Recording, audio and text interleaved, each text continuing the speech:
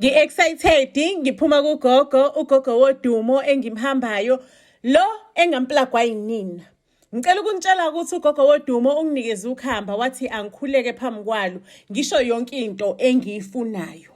Ngiqaleke manje sengiyapongoroza phambili kokhamba likagogo wodumo.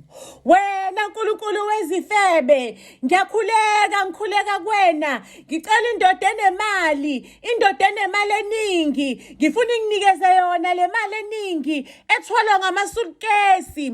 Ngishisa ingahamba emva kwaloko angiyincengile. Angifune isicefe, angifune isinama, ngifuna ibhegi nje kuphela, ngifuna i-enjoyment, ngifuna ukuba rich nje cha, angifune indoda mina ngifuna ukuyidlela imali yami. Ayibe yinhleke ukuze ngizo-appreciate i-view for loyo moment nje. Angifuni imbombothela yendoda, ngifuna into e-portable. Ngathi ngiqeda nje ukuthandaza okhambeni likagogo wodumo, ngathola ucingo oli-exciting. Hayibo, ngiyabizwa phesheya, not just phesheya nje, ngibizwa eDubai.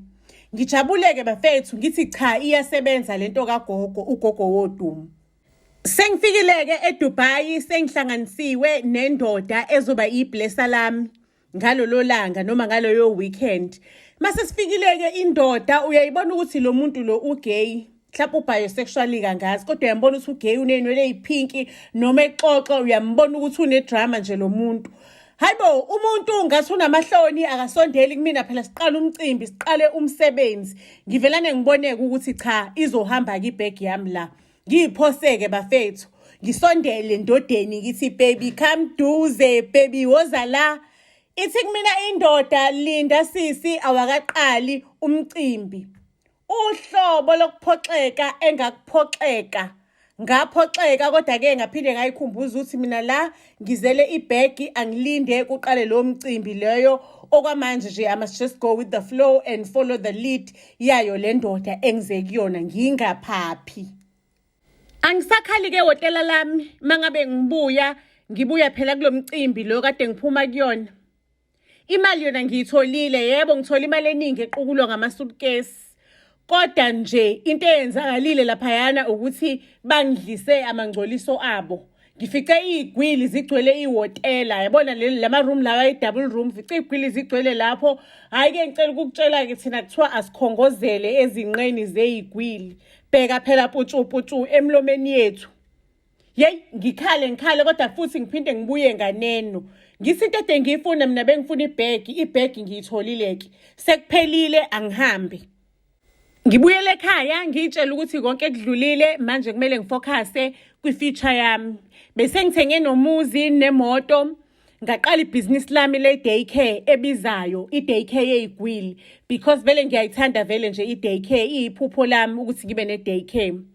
Inkinga la ibe khona ukuthi ngivelane manje ngazizwa sengicrave amangcoliso omuntu. Yabona nje menke ngabona inabukeni lengane lona eseligcwele, kuvelane ukuthi angiyitike. Ngayitika-ke bafethu ngamanabukeni ey'ngane.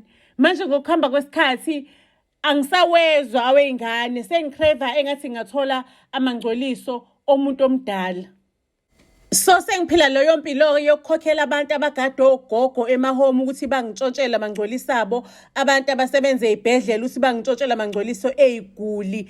Manje sekuze kwangi-affecta nami empilweni yami, angisekho right, ngiyagula, ayikho phela i-rehab yokurehaba lesimo lesi engikusona. Mengimfonela ugogo wodumo uthi ugogo wodumo akuriveseki, uthathile wena kwakumele ukhulume okuhambeni ukuthi ufuna indoda e-right engeke iziconsise phansi, indoda ezokuhlonipha. Uwena wakhuluma inkulumo engazwakali noma inkulumo engaphelele ekhambeni. Yebo imali ikhona, isikhona ne-daycare yami yengenisa imali. Kodwa manje ngiyalidinga usizo. Ngikhathele lesiqalekiso lesi engidlula kusona. Ngenze njani? Siyebeka lapho-ke family indaba yethu iyolala ibonene ey'torini ey'landelayo. Please let us know kwi-comment section down below ukuthi ugeli enze njani. Siyanithanda kakhulu. Buzz SA to all social media platforms.